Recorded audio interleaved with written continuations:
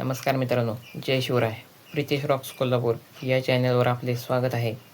आज तुमच्यासाठी एक नवीन स्टोरी घेऊन आलो आहे. तर आजची स्टोरी आहे 3 मित्रांची. ही स्टोरी तनुश्री मुद्रस यांनी मुंबईहून पाठवली आहे. 3 मित्र होते, ओम, आर्या आणि रोहन. तिघांनाही ॲडव्हेंचरचा खूप नाद होता. एक दिवस ते रोड ट्रिपसाठी गेले होते. तेव्हा एका हॉटेलमध्ये जेवण करण्यासाठी गेले होते. तेव्हा रोहन बोलला, इथून पुढे एक गाव आहे आणि पूर्वी त्या गावामध्ये एक पाटील राहत होता. तो एकदा गावातल्या काही लोकांबरोबर शिकारीसाठी गेला होता. तेव्हा एका झाडपीतून कसला तरी आवाज आला. त्याला वाटलं जनावर असेल म्हणून त्याने बंदूक चालवली. तेव्हा कोणत्या तरी माणसाचा आवाज आला. ते खूप घाबरले. तिथे जाऊन पाहतात, तिथे तर काहीच नव्हतं. त्यांना वाटलं आपल्याला भास झाला असेल. शेवटी ते घरी आले. पाटील थोडासा घाबरला होता. आवाज तर कोणत्या तरी माणसाचा आला होता, पण तिथे तर कोणी नव्हतं. पाटील झोपला होता. तेव्हा त्याला एक स्वप्न पडलं. काय रे पाटला, तू मला मारलंस, आता मी तुझ्यासकट, तुझ्या घरच्यांसकट पूर्ण गाव उद्ध्वस्त करेन. पाटील दचकून उठला. त्याला वाटलं हे स्वप्न होतं की काही हकीकत.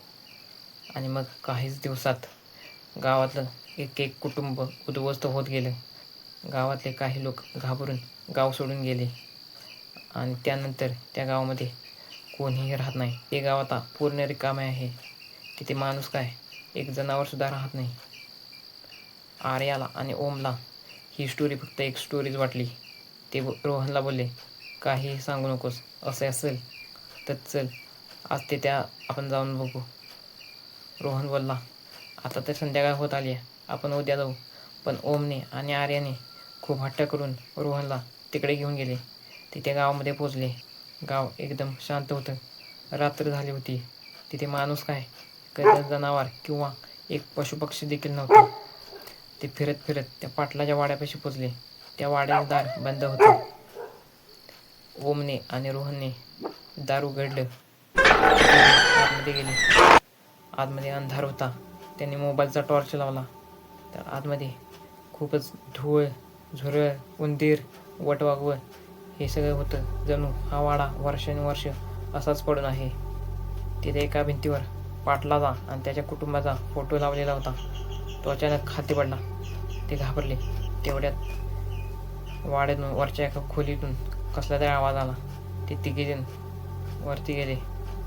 त्या खोलीचं दार उघडून पाहिलं. आतमध्ये गेले. दाराच्या कडेला एक सांगाडा होता. ते खूप घाबरले. आर्या तर जोरात किंचळले. ते तिघेजण पुन्हा त्या वाड्याच्या हॉलमध्ये आले. ते तिथेच उभा होते. तेवढ्यात एक झुंबर खालती आला आणि तो ओमच्या डोक्यामध्ये पडला आणि ओम जागीच खलास झाला. आर्या आणि रोहन खूपच घाबरले. त्यांना काय करायचं काहीच समजत नव्हते. ते खूपच रडत होते, ओरडत होते. ओमचं रक्त सगळीकडे उडालं होतं. त्यांच्या अंगाला देखील लागलं होतं. खूप जोरात वारं सुटलं होतं. त्यांनी ओमला उचललं आणि वाड्याच्या बाहेर घेऊन आले. गाडीमध्ये ठेवलं. जात होते तेव्हा तर गाडी देखील चालूच नव्हती. त्यांना काय करायचं काहीच समजत नव्हतं.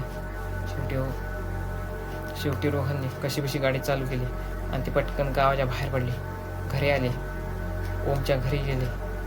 ओमच्या घरचे त्या दोघांना खूप ओरडत होते, शिव्या घालत होते, पण त्यांच्याकडे बोलण्यासाठी शब्दच नव्हते. आणि ही ट्रीप त्यांच्या आयुष्यभर लक्षात राहिली. आणि तेव्हापासून आजपर्यंत कोणीही त्या गावामध्ये गेलं नाही. मित्रांनो, ही स्टोरी तुम्हाला कशी वाटली कमेंटमध्ये नक्की सांगा. व्हिडिओ आवडला असेल तर लाईक करा, शेअर करा आणि अशाच नवनवीन व्हिडिओसाठी आपल्या चॅनेलला सबस्क्राईब करा. भेटू एका नवीन स्टोरीसोबत. जय शिवराय.